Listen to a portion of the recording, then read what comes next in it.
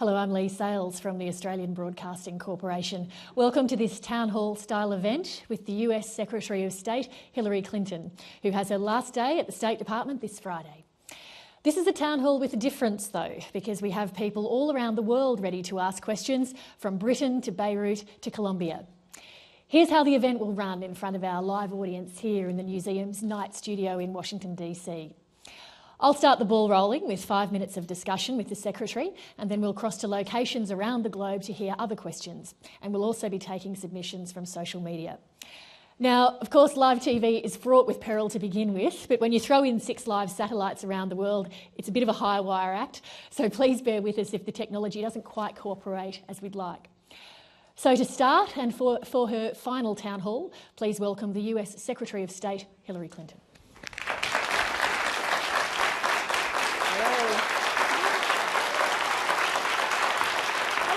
Hi, Secretary Clinton. Have a seat. Hello, everyone. Hello. Super warm welcome there. This is your 59th event like this, so there's nothing new I can ask you, is there? Oh, I'm sure there is. I've had a look at some of the transcripts of previous events like this, and you've been asked some very funny things, from what was Chelsea's first word, which was mummy for the record, to what your favourite film was. I bet they're all quite memorable in their own way. They really are, because part of what I've tried to do in the last 4 years is to reach out to people across the world, particularly young people, and I'm so happy to see so many of them here in the museum. And for me, it's been a learning experience as well, because as I've traveled around doing these, this is the 59th, as you said, of these kinds of events, all over the globe, I've heard what's on people's minds and what their questions were, and so it's been a great two-way communication. I have seen some interesting statistics. You've had 1,700 meetings with world leaders, 755 meetings at the White House, 570 airplane meals, and 3 times caught dancing on camera. Oh dear, yes. That's supposed to be erased from the record, you know. Now, in a moment I'm going to throw 2 questions around the world, as I just explained. But first of all, I just want us to set the scene a little bit by talking about some of the big foreign policy issues that are around in the news. So let's start with North Africa, which has been very prominent lately. We've seen the Islamist extremists in Algeria, of course the ongoing problems in Libya, the crisis in Mali, in recent days violent protests in Egypt. How much of a global security threat is this region? Well, Lee, it is becoming a threat first and foremost to the people of the region. This is not what the Arab Revolution was about, and there's a great deal of concern across the region about people who choose to use violence to try to impose their extremist views rather than participate in politics. It does have the potential, however, of expanding beyond the region, which is why I think you're seeing an international concern and coalition coming together to support the people of Mali, to stand by the government of Algeria, to work with the government of Libya, so that they themselves are given the tools they need to combat this extremist threat. Has there been an insufficient global focus on that part of the world to now? Well, I think historically there has been exactly that you know, much of Africa, you can separate North Africa from sub-Saharan Africa, have not had the kind of attention on a range of issues, on whether it's security or development, but that is changing. And it's very exciting to me that I think 7 of the fastest performing economies in the world now are in sub-Saharan Africa. It's also exciting to see people in North Africa, after so many decades of oppression, looking to find their own way forward democratically. But transformations are never easy, and they are never preordained. If North Africa and the fruits of the Arab Revolution are to be democracy, prosperity, better opportunities, particularly for the young people of the region, the people themselves will have to ensure that. And in sub-Saharan Africa, helping to improve governance and create more opportunity has been one of my primary goals. The world saw your passionate response to a Senate committee last week about what happened in Benghazi. You said that you want the focus to be on making sure that something like that can't happen again. But is it really possible to prevent things like that from happening? Well, we live in a dangerous world, and it's unpredictable and complex. I think we in government have to do everything we can to provide as secure conditions as possible for our diplomats, our development experts, in order that we don't end up in bunkers, abdicating from regions that are important to us. But it's also now an increasing threat, as we saw with the Algerian hostage-taking, to businesses, to cultural institutions. We've seen the extremists destroying shrines and libraries that were holding priceless remnants and artifacts that were of great meaning to people. So yes, it's something we have to deal with, but we have to also be realistic that we live in this dangerous world and we can't retreat from it. When we were watching that hearing, we saw the Republican committee members go on the attack. Is Washington today more bitterly partisan than it was when you were First Lady, or has it always been like this and we just have a recency bias? It has been increasingly partisan. It was 20 years ago, 30 years ago, and you can go back in history and see certain constituencies represented in our Congress and our politics certainly squaring off against each other. But it's become more so, and it's also resulted in less productivity. You know, you can be partisan, you can have a strong sense of the rightness of your position, but democracy and certainly legislative bodies require compromise. And you can't let compromise become a dirty word, because then you veer toward fanaticism. I mean, we were just talking about extremists who think it's only their way. They are the ones who have the truth. None of the rest of us have any kind of claim on what is real in their views. And so it's important in our democracies, you know, like Australia, like the United States, that yes, be passionate, be intense about your feelings, but at the end of the day, you've got to serve the people who sent you there, and that requires compromise. I think at these events you are always asked a question that involves the year 2016, and so I'm not going to ask it because I think somebody else around the world will. So let's start our crisscross discussions around the world with the Middle East Broadcasting Corporation, which is based in Dubai. Presenter Muna Abu-Sulayman is standing by in Beirut. Muna. Presenter Muna Abu-Sulayman is standing by in Beirut. Muna. Presenter Muna Abu-Sulayman is standing by in Beirut. Muna. Hello, hi. I just wanted to tell you, thank you for inviting us to this global town hall meeting, and we're very happy to be part of this. We have a lot of Arab students in the studio in Beirut to ask Madam Secretary a few questions. Arab students in the studio in Beirut to ask Madam Secretary a few questions. Arab students in the studio. But I want to actually start the ball rolling and ask the first question myself. Madam Secretary, but I want to actually start. What is your biggest unfulfilled mission in leaving the Department of State? Well, Muna, it's wonderful to see you in Beirut and to have the students there with you.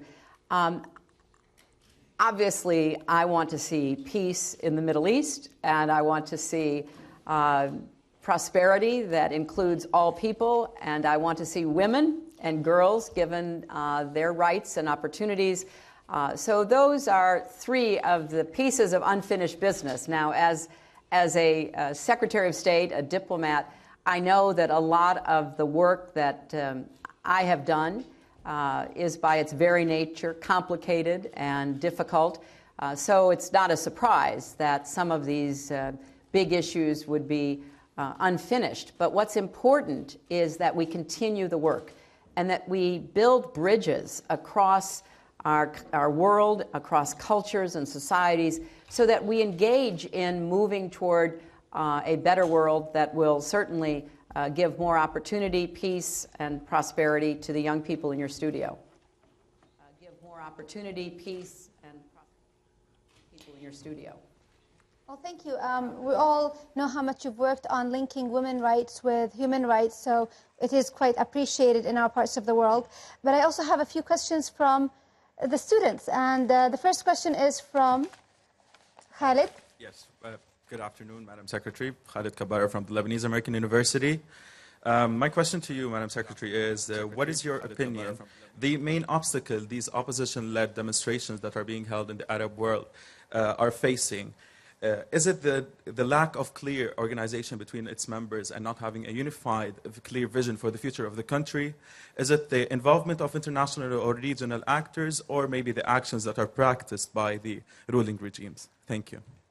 Well, it probably is all three. I think you did an excellent summary of three factors that are involved. And let me quickly respond.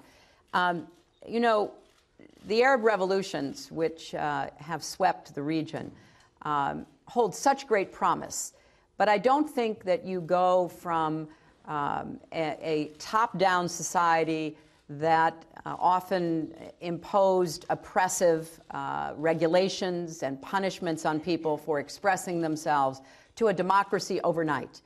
And so when you look at the trajectory, this will take some time, and there has to be a combination of persistence and patience. And I would hope that the opposition demonstrators are demonstrating because they want to participate in the political process, not to derail it. You know, part of our problem is that there are elements within the country, certainly in North Africa, who don't believe in democracy, who don't believe in equal rights for women and men, who don't believe that there can be cooperation among people who have different points of view. That has to be overcome. Now, you know, Lebanon, which has suffered for so many years, as you all know better than I, has this uneasy balance in your democracy, but so far it has sustained the stability of your country.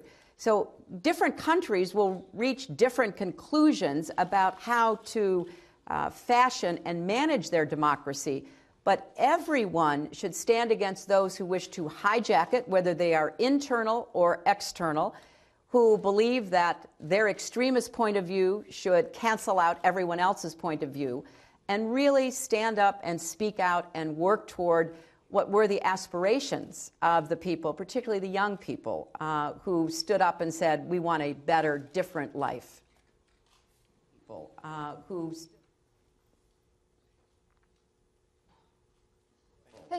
Thank you, Madam Secretary. Of course, extremism is something that we actually have to deal with a lot in the Middle East, and is something that needs to be negotiated quite delicately. And I think the second question from one of our students will lead to that. Good afternoon. Ahmed Al-Muhaysin, American University of Beirut. I would like to ask you, with the recent re-election of Benjamin Netanyahu, the chances of peace are almost negligible. Out of your experience, what's needed to achieve the most comprehensive and long-lasting peace in the Middle East? What about the role of the USA? Thank you. The most comprehensive... Well, I actually think that this election opens doors, not nails them shut. I think the outcome of the election, in which a significant percentage of the Israeli electorate chose to express themselves by saying, you know, we need a different path than the one we have been pursuing, internally and with respect to the Middle East peace process. So I know that President Obama, my successor, soon-to-be Secretary of State John Kerry, will pursue this, will look for every possible opening. I have been involved in, one way or another, working toward peace for more than 20 years, first with my husband, then as a senator, now as Secretary of State. And what rests at the core of the problem is great mistrust, great concern on both sides, because I also speak frequently with our Palestinian counterparts. And somehow we have to look for ways to give the Palestinian people the pathway to peace, prosperity, and statehood that they deserve, and give the Israeli people the security and stability that they seek. I think that still is possible, and I can assure you the United States under President Obama will continue to do everything we can to move the parties toward some resolution. We're going to leave Beirut there for now, Muna, and the people there. Thank you so much. I mentioned before that maybe we'd have some technical issues, and as you can see with the audio there, we did indeed. And also, please just bear with the delay that you have when you're travelling enormous distances like this. Let's go across the other side of the world now to NHK in Tokyo, Japan's national public broadcaster, where the director of the International News Division, Kenji Kono, is ready with a question. Kenji Kono is ready with a question. Good evening from Tokyo. Madam Secretary, thank you very much for this opportunity to talk to you again. We have here a group of 10 Japanese college students, very good students. And let me turn this microphone to them. They have some questions. So who wants to ask the first question? Okay, here you go. Hello, Madam Secretary. I'm Yuki Kawakami from the University of Tokyo. So I'd like to ask about the future of U.S.-Japan economic relationship. It is widely said that the U.S.-Japan relationship, especially in the field of economy, are becoming weaker and weaker. In my opinion, it is because a lot of Japanese companies are switching their focus onto the emerging markets in Asia. So how can we reinforce or maintain the U.S.-Japan relationship? Could the Trans-Pacific Partnership be one of the solutions? Well, I'm glad you mentioned that at the end of your question, because I certainly believe the Trans-Pacific Partnership holds great benefits for Japan's economy. And it is true that the United States and Japan have both expanded economically on a broader scale, which of course is necessary because consumers and the middle class in many emerging democracies or emerging economies are now demanding more goods and services. But I think the Japanese-U.S. relationship is a very secure one, and what we want is to look for new ways that we can work together on behalf of our common values and our hopes for the future. I highly appreciate the excellent working relationship that I've had over the last 4 years with my Japanese counterparts. But I think you're right to point out that in today's world, we have to be more creative, innovative, open and transparent about our economies because Japan and the United States have comparative advantage. We're high tech, we have highly educated workforces. In order to keep producing jobs and rising incomes, we have to be smart about how we use our economies. So I think the Trans-Pacific Partnership is one way that could really enhance our relationship.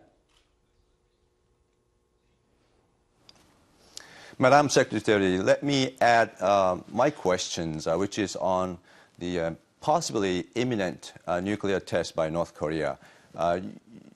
North Korea is still threatened to do this, but your spokesperson said that if they do, the U.S. would take very significant action.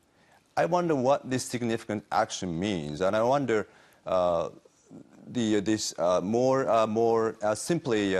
sanctions would be enough to stop their provocations.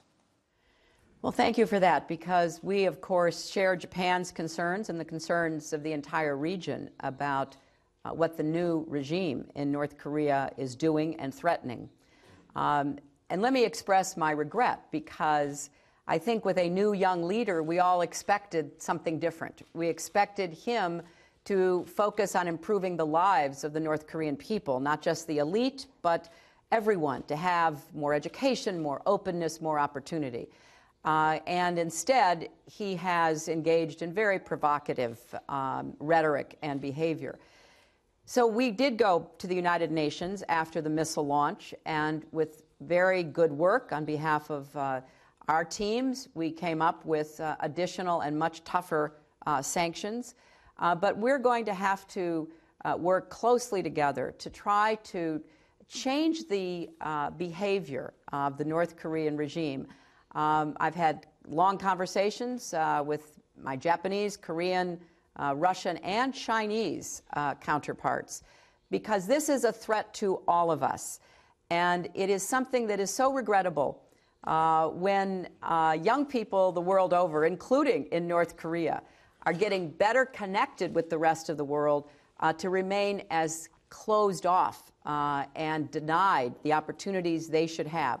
So it's going to be a lengthy consultation. I don't want to preview what the outcome might be in terms of actions that would have to be taken, because we still hope that there is a way to convince the North Korean regime not to pursue this path. Now, let me have the student to have the second question. Who wants to have a second question? Okay, you. Good evening, Madam Secretary. I'm Yusuke Kawanabe from Tokyo University of Science. As I mentioned, I think Japan and US will need to have stronger relationships in the future. And I'm an entrepreneur, and I feel our generation is now taking over important positions in politics and businesses. So I want to ask your advice for younger people who want to become leaders, tomorrow's leaders in the future. Well, I'm so happy you asked that question, because I think that is something every young person should be considering, particularly in a democracy like Japan. There are many routes to leadership. You mentioned being interested in entrepreneurship. Those kinds of business investment opportunities are leadership ones.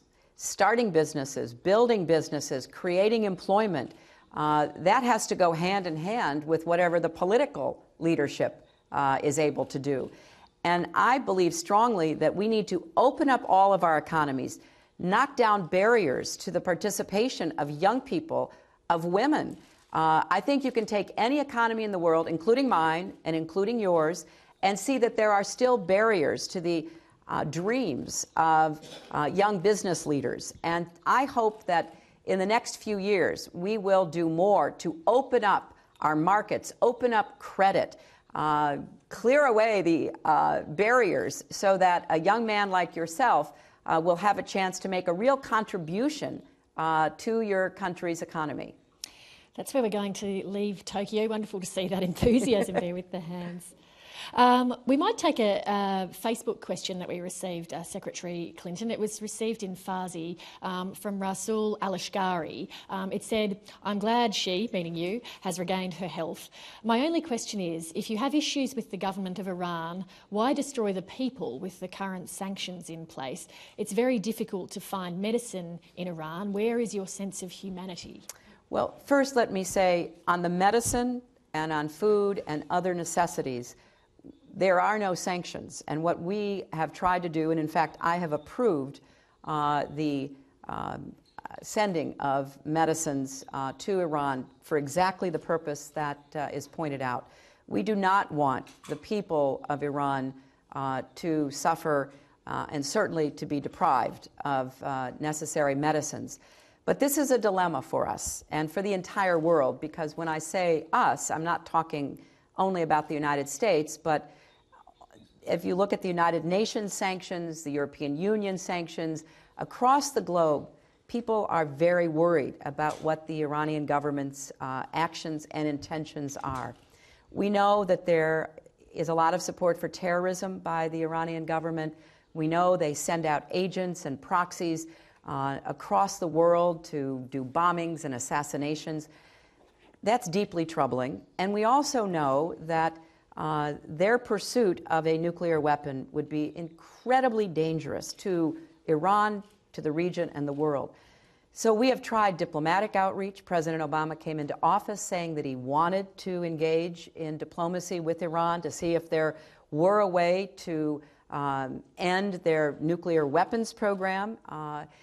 And we hope that that will still be possible. And we think the people of Iran in their upcoming election have the opportunity to send a very clear message. You know, Iranian people are educated, intelligent, historically significant. They deserve to have a government that integrates them into the world, not isolates them from the world. So we hope that the Iranian people will speak out and make known their views to their own government. Secretary Clinton, let's see if we can go now to Bogota in Colombia to journalist Andrea Bernal. She interviewed you in 2010 in Ecuador, and she's at NTN 24, which is a 24-hour news channel based in South America. Andrea.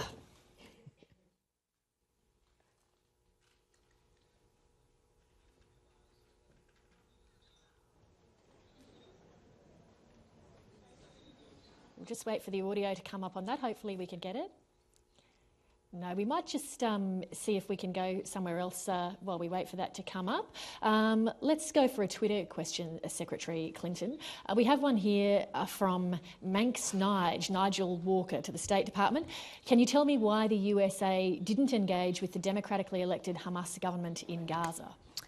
Well, because we believe, and there's unfortunately a lot of evidence to support this, that Hamas is not interested in democracy, not interested in political participation and pursuits, but instead is largely still a military resistance group. And we've made it very clear that if Hamas renounces violence, if they morph themselves into a political entity, the way that Fatah and the Palestinian Authority have from the origins in the PLO, if they accept the previous commitments by the PLO and the Palestinian Authority, there's a place for them at the table. And it would be my great hope that they would do that.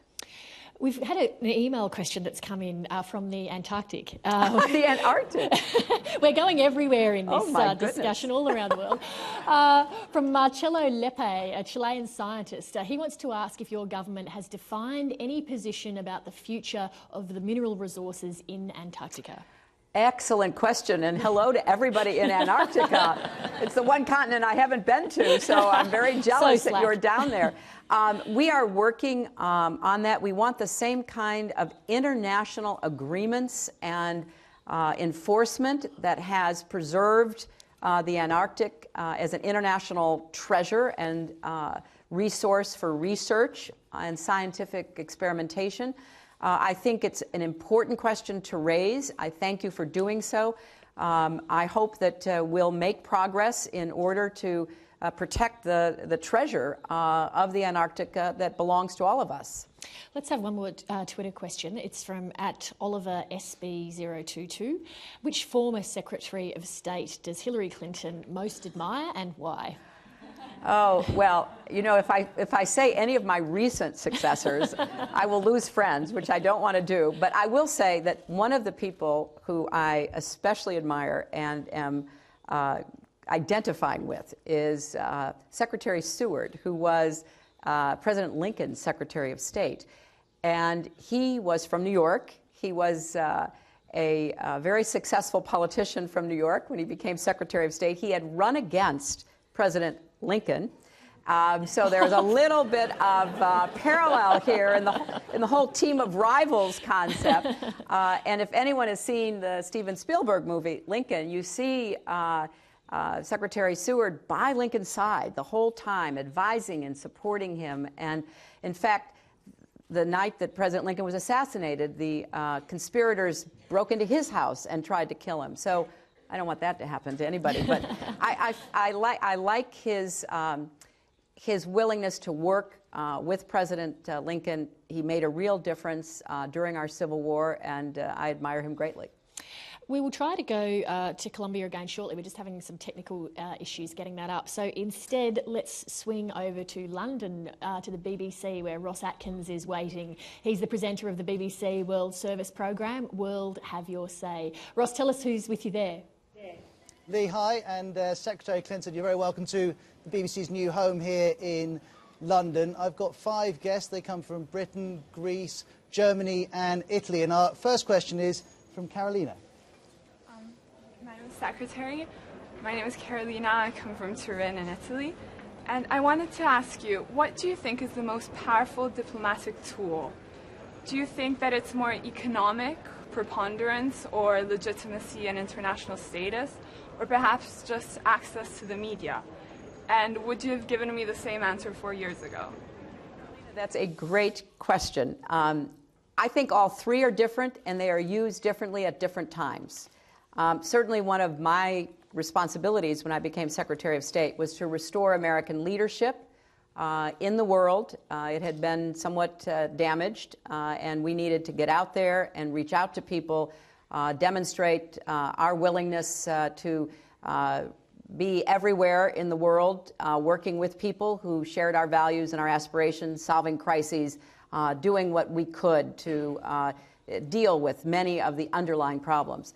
It's also very important, however, to focus on technology and communication, because 4 years ago, that was not part of diplomacy. We have brought a lot of the tools of modern technology, social media, into the State Department. In fact, we're using them now with Twitter and Facebook, because there needs to be a two-way conversation. It's no longer governments just talking at people, whether it's talking at other leaders or talking at populations.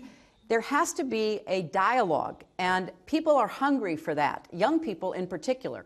They deserve to have their views heard and acted on as we shape the world for the future. So these are the kinds of considerations that we are constantly balancing, and we need to do a better job, frankly, at those tools you mentioned and others that have to be deployed.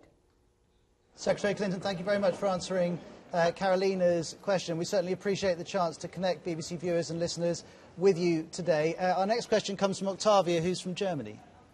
Good morning, Madam Secretary. My name is Octavia. I'm from Frankfurt in Germany. My question is the following.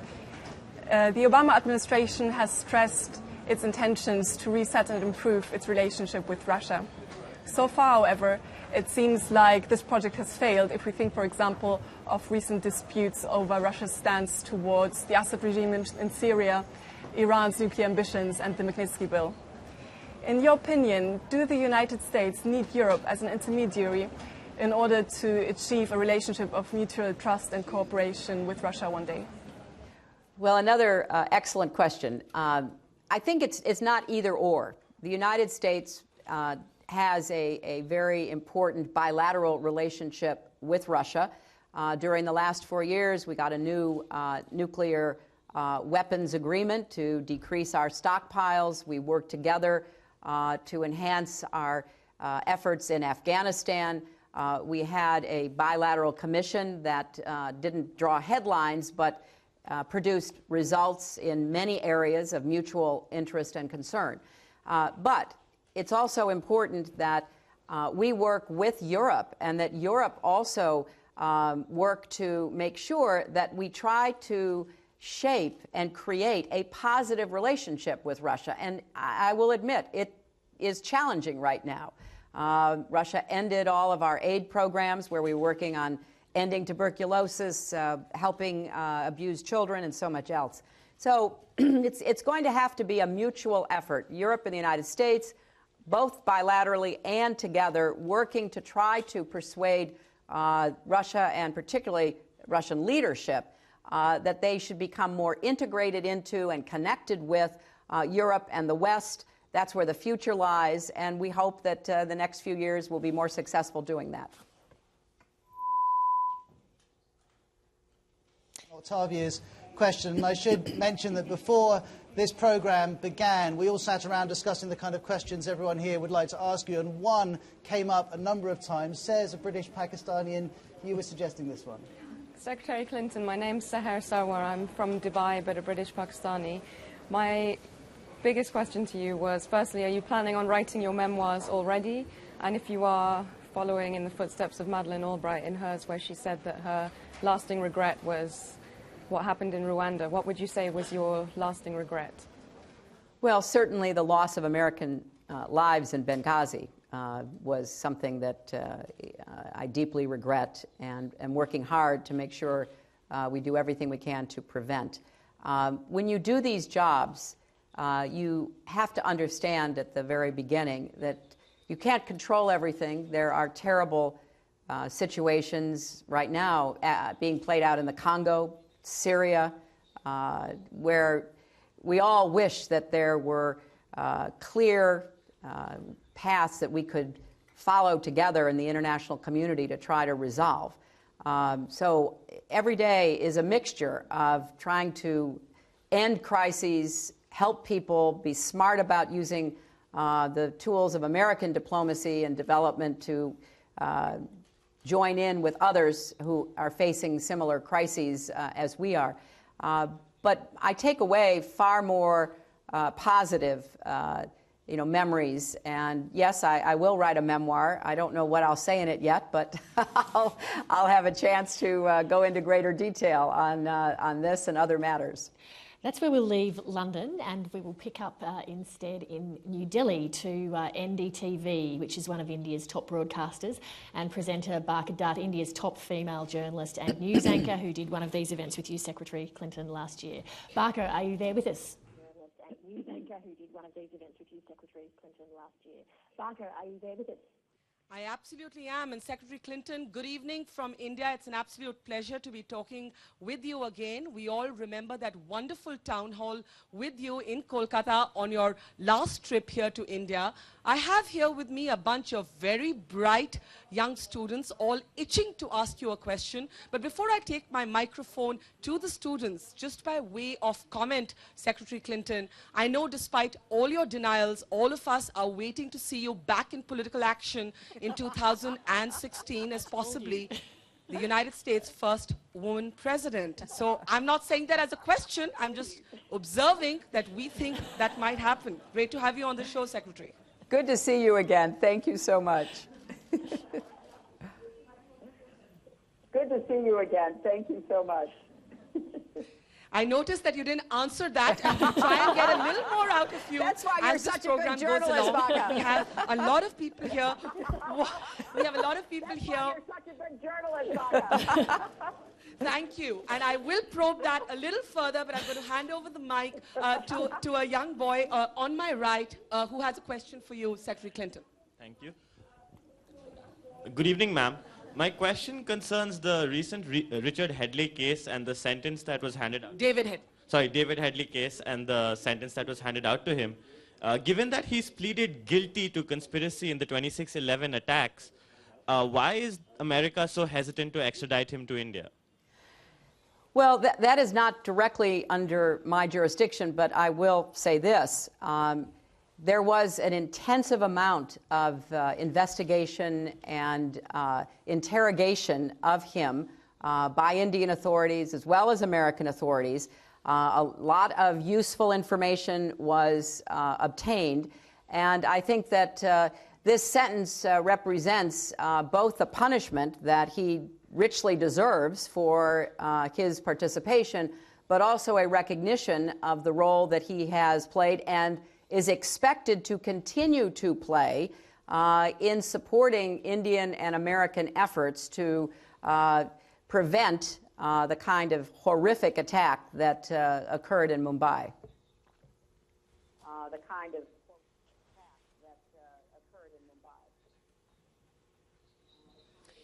Secretary Clinton, if I can just pick up on that question by this young boy here. I know that when we were doing the town hall in Kolkata, you assured Indians that it was you who had cleared the $10 million bounty on Hafiz Saeed's head, who, as you know, is a key architect of the Lashkar-e-Taiba, the terrorist group. You also spoke about al-Zawahiri being in Pakistan, according to your information. I know a lot of people in India want to hear from you tonight. When you look back at your term, are you satisfied with the success that you were able to achieve in bringing the perpetrators of 26/11 to justice? Or are you left with a sense of regret? Are you left with a sense that more could have been done and somehow you didn't have enough time or weren't able to put enough pressure on Pakistan to get it done? Well, Barkha, I think it is unfinished business that we are not in any way walking away from. I'm leaving office, but I can assure you and the Indian people, this remains one of our very highest priorities. We were successful in capturing and eliminating a number of the most dangerous terrorists who have safe haven inside Pakistan. We have continued to press the Pakistani government because, of course, the terrorists inside Pakistan are first and foremost an ongoing threat to the stability of Pakistan, and they need to deal with it because of that, as well as the implications for India, Afghanistan, the United States, and elsewhere. I also think that the efforts that both Prime Minister Singh and President Zardari in Pakistan have made to improve communication, business, trade, commerce between India and Pakistan helps to create a more receptive environment for dealing with these serious threats.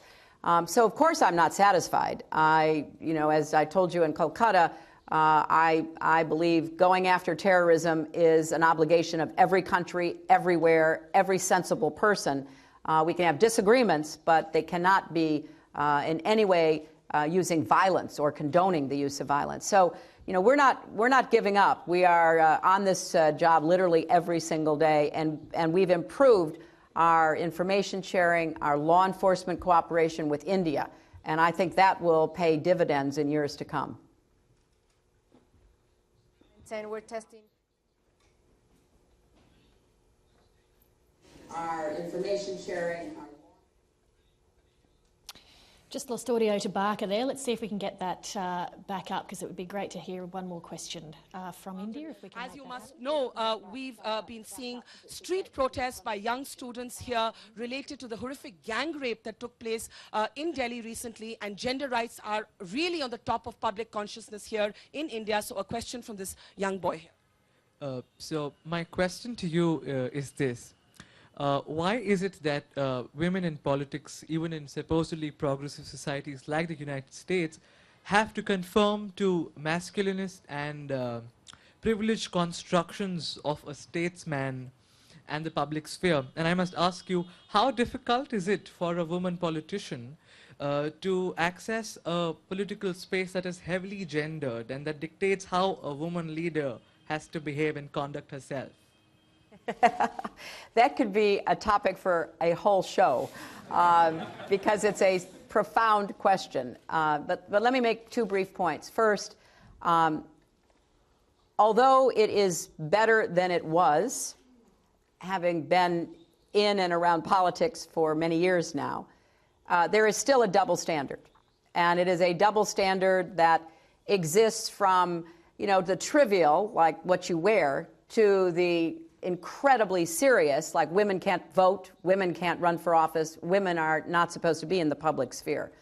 But there is a spectrum of the double standard and of the both legal and cultural barriers to respect for women, for the full participation of women.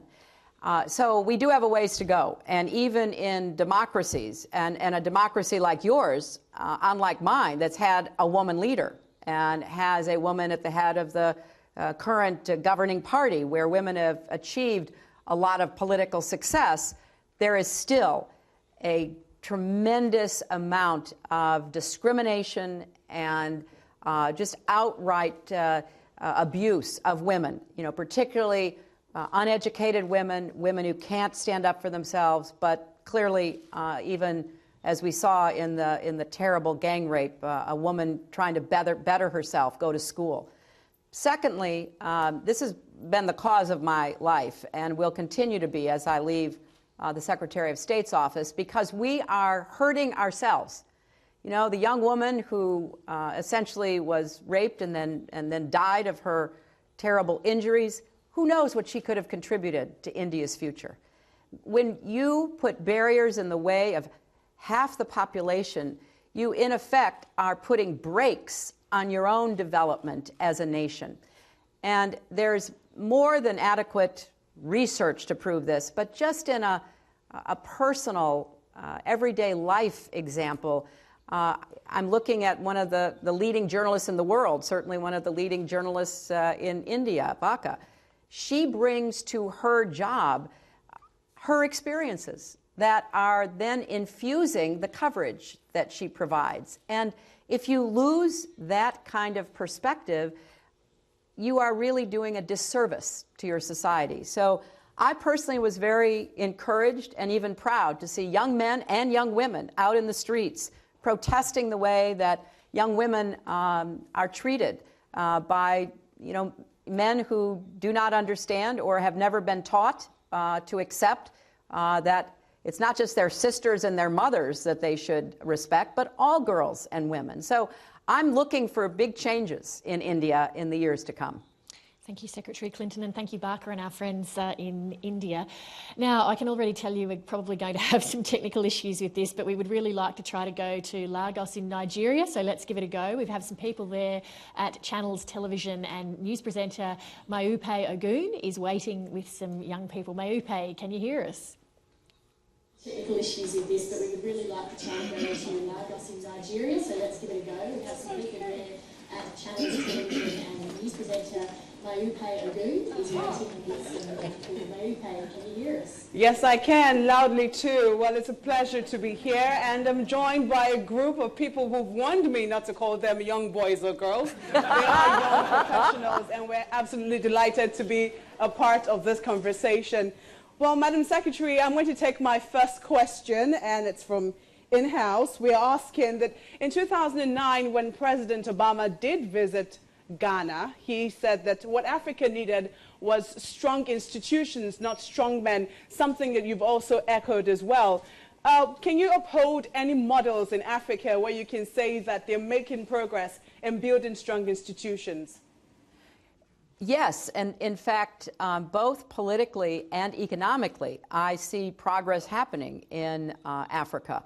I don't want to overstate it because some places are more stable, but let me give you just an example or two. When the president of Malawi recently died, the vice president, now President Banda, was in line to become president. But there was an immediate reaction by some in the government and some in society who said we can't have a woman president or we don't agree with her politics. But thankfully, the people of Malawi said, no, we have a constitution. We want the rule of law. We want Joyce Banda to be the president since she is in line to be president. That was a big move, and it was very important, and we obviously supported it. When you look at the re-election of President Sirleaf in Liberia, tough job, post-conflict society, but peaceful transition despite a hard-fought election. The recent election in Ghana, another example where President Atta had passed away, his vice president came into office, but he still had to go through an election. So when you look through the countries in Africa, you can see democratic institutions getting stronger, and you can see economies getting stronger. Now you are sitting in one of the most important countries in Africa, I would say in the world.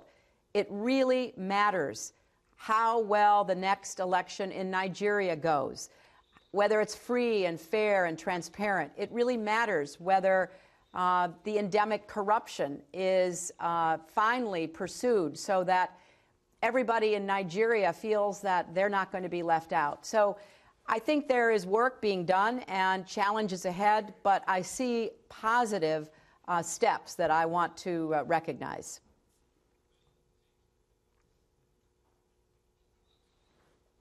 So I think there is work being done and challenges ahead, but I see positive steps that I want to recognize. Well, we'll take the next question now. Chude would like to ask the next question. Right. Hello, Madam Secretary. Congratulations on the spectacular run. We're looking forward to the next one in 2016. But moving on quickly, when you look at the things that have happened in, some of the crises in Mali, South Sudan, or Benghazi, Libya, some people have said that the U.S. has led from behind mostly, and perhaps that's a mistake in some of these cases. What would you say is the biggest mistake, even though you've had the June 2012 review, what would you say is the biggest mistake that has happened over the past few years, and how will the incoming Secretary of State be able to work on those issues moving forward after your run? Well, let me clarify that I think what President Obama and I have tried to do is to build international coalitions to address serious crises. We believe that, of course, the United States remains the paramount military and economic power in the world, But the future we want to see are more nations taking responsibility and playing a role. And I think that is visionary leadership. I think it is looking over the horizon and recognizing that in Africa, for example, what we hope to see are key countries, anchor countries like Nigeria, dealing with your own internal challenges, but also playing a role externally in order to help keep and create peace. We just had a quite successful outcome in Somalia. Still a long way to go for Somalia, but thanks to African troops from Uganda, Burundi, Ethiopia, Kenya, trained and funded by the United States along with others, they were able to push al-Shabaab, an al-Qaeda affiliate, out of key cities and territory in Somalia. And then we were able to have an election. So we now have an elected government for the first time in many decades. And we want to support that, because one thing that President Obama and I believe is that ultimately what happens inside a country is up to the people of that country. They are the ones who have to stand up against oppression, corruption, the kind of poor governance that holds countries back. The United States wants to be your partner. We want to help you economically and in other ways, but we want to create the conditions where more countries can achieve the kind of outcomes that will benefit them. So it's a different model than what we had in the prior administration, to the Obama administration, but we believe strongly in supporting reform in Burma, for example, where I was privileged to go to make a statement and then accompanied President Obama back there, to helping Mali fend off these extremists who are trying to disrupt and destabilize the country. But we want other people to step up and learn more about what they are capable of doing themselves. Okay, we're going to leave Nigeria there, and we will take another Twitter question, Secretary Clinton. This one was received via Sina Weibo, which is the Chinese sort of micro-blogging network like Twitter. It's from somebody named Terracotta Warriors on Horseback. The question is, do you not think that competition between the United States and China in Asia will not lead to both sides losing? No, I don't. I think healthy competition is part of development, human nature. I don't see any problem with healthy competition as long as it is rules-based. You know, healthy competition requires that everybody know what the rules are, and then you go out and compete, whether it's on the sporting field or in the economic or political arena. My hope, and I have written about this, I've spoken about it, is that the United States and China will together defy history. Historically, a rising power and a predominant power have had clashes, whether they were economic or military. Neither of us want to see that happen. We want to see a rising power like China join the international community as a responsible stakeholder, continue its extraordinary efforts to lift hundreds of millions of people out of poverty, create a strong, vital middle class, have respectful relations with its neighbors in all of the ways on land and sea that is required. And the United States wants to deepen and broaden our engagement with China. I helped to put together the strategic and economic dialogues, which we then use to discuss everything from border security to food safety to cyber matters. And we want to continue that because we believe strongly that the world is big enough for a lot of nations to be important players, and that is certainly true of China. And we want to see the kind of cooperative, comprehensive, positive relationship that I've worked for. We're still desperately hoping we can get up the Bogota satellite, but in the meantime we'll take one quick question again from London once more. So Ross, are you standing by there? I am. Hello, Lee. Secretary Clinton, our next question comes from Elisa, who's German, and it's as much a plea as a question, I think. Yes, very much. Dear Madam Secretary, I'm Elisa from Germany, and just before the show, we've been talking about how we would really like you to run for president. And we were wondering when you're going to make a decision on this really important question. And we believe that would be a really important symbol for women essentially all over the world. Well, I am not thinking about anything like that right now. I am looking forward to finishing up my tenure as Secretary of State and then catching up on about 20 years of sleep deprivation. In fact, you say you're from Germany. I spoke this morning to your Chancellor, Chancellor Merkel, and someone I have admired and watched over a number of years. I do want to see more women compete for the highest positions in their countries. And I will do what I can, whether or not it is up to me to make a decision on my own future. I, right now, am not inclined to do that, but I will do everything I can to make sure that women compete at the highest levels, not only in the United States, but around the world. Because I take seriously your question, and I think it's not only for young women, it's for young men, it's for our future. We have to break down these attitudes that kind of pigeonhole and stereotype people. Like, what does a leader look like? Well, a leader looks like somebody who's a man. And in so many ways around the world today, I'm sitting here with a journalist from Australia, which has a woman prime minister. Women are subjecting themselves to the political process, which is never easy anywhere. And I want to see more of that. You have to have a thick skin, I will tell you that. But it's really important that women are out there competing at the highest levels of government and business, not only to demonstrate the capacity and quality of women's leadership, but also to take advantage of the talents of every person we have.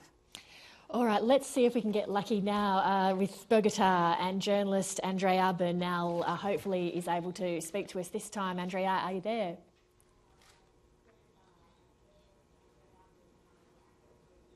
Lee, how are you? I'm here. Thanks again for giving us the entrance. Good morning, Mr. Secretary Hillary Clinton. Thanks for being here with us at NTN 24, the International News Network for the Hispanic audience. We had the chance to have a conversation back 3 years ago in Quito, Ecuador.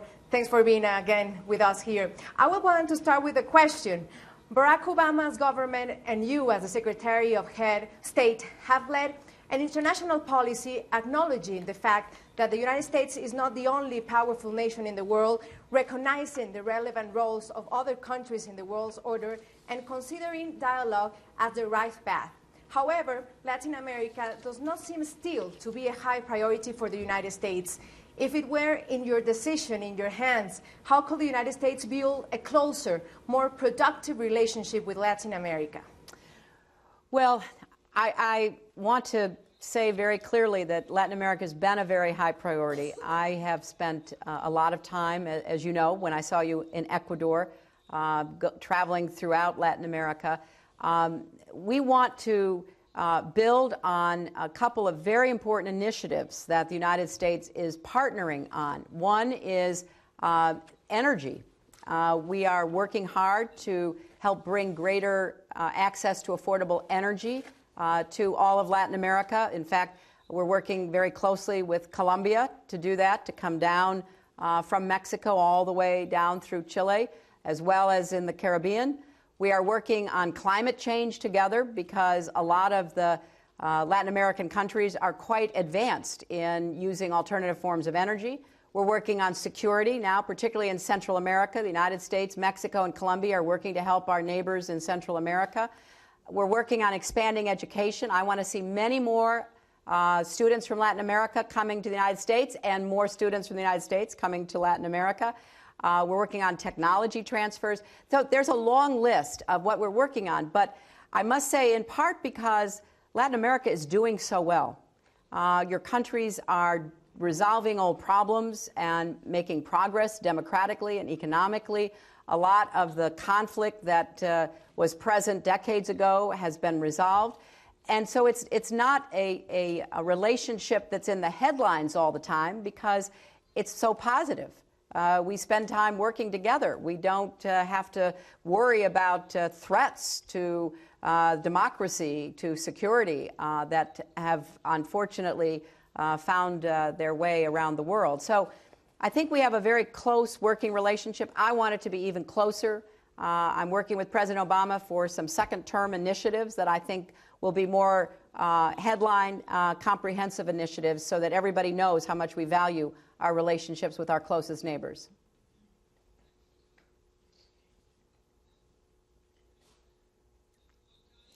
We've unfortunately lost Gonzalo our Parra, audio. No, here it is. a business management student at the University of Tolima in Colombia. Andrea, can you repeat that, please? Here we go. Hi, Ms. Clinton. Well, it's a pleasure to have you here. And since we have you here, I would like to ask you about democracy. Okay, Latin America is currently experiencing an economic breakthrough that has helped most countries in the region reduce poverty. However, it is not clear if this economic progress has actually strengthened our democracies. So now, with that in mind, the question will be, how do you evaluate the diverse democracies in our region, and how do you see our future? I think I see a lot of progress, but still work that needs to be done. If you look at Colombia, you are not the country you were 15 years ago. You have consolidated democracy. I know President Santos is attempting to try to negotiate a peace agreement so that people will turn away from violence and participate politically. In Mexico, we see great economic growth, but also a very vibrant political system in the last election. In Brazil, similarly, we see the same kind of trends. There are others that you can point to, but there are some outliers. Unfortunately, we still have a dictatorship in Cuba, which we hope will change soon. We have democratic challenges in other countries in Latin America. But overall, I think that progress has been made, and you have to stay the course. It doesn't happen quickly, but there is great reason to be quite optimistic about the institutionalization of democracy throughout Latin America.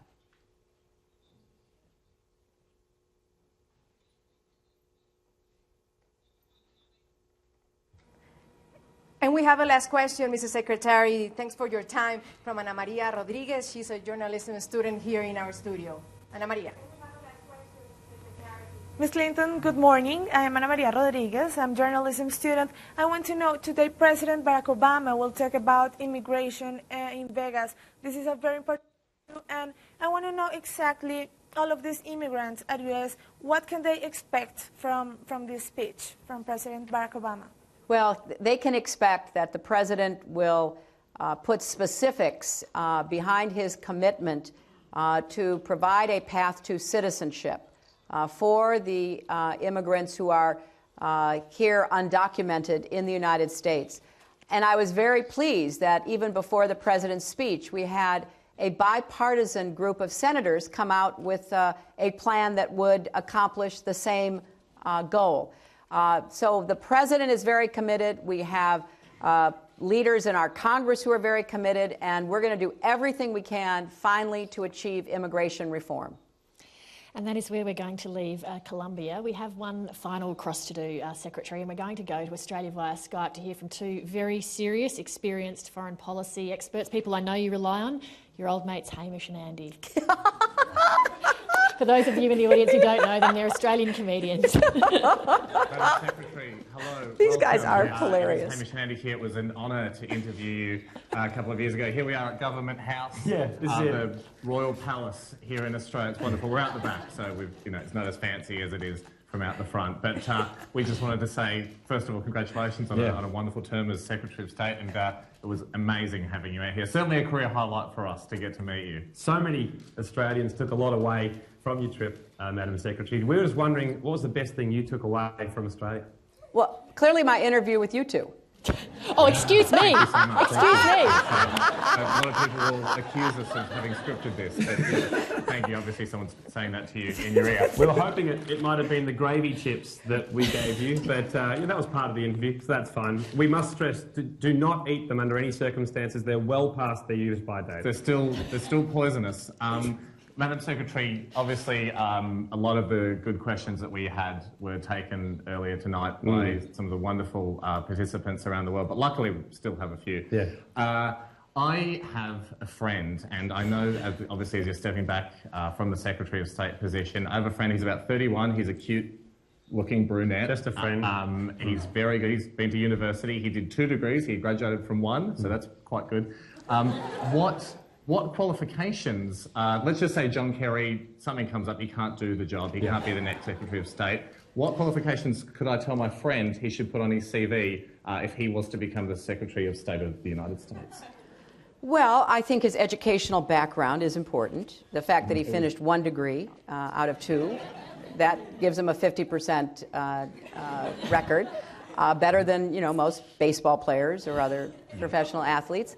I think his good looks, that's important. Yeah, because you're going to be given a lot of TV time. I know you guys are radio guys, but it's good that he doesn't have just a face for radio. I guess, thirdly, broad travel, willingness to meet other people, listen to them, as you have a lot of experience from interviewing. I would drop the gravy chips. I think the gravy chips would be misunderstood in diplomatic settings, especially since I sent them to a lab to be analyzed, and you don't want to know what's in them. But I think he's got a good start here. Unfortunately, gravy chips are the centre of our policy, so I guess we're a bit of a political impasse. But you did say politics is about compromise, so I'm sure we could find a way there. Probably the big question on everyone's lips is when you step back from being Secretary of State. Well, she won't be able to be called Madam Secretary. You're no longer Madam Secretary.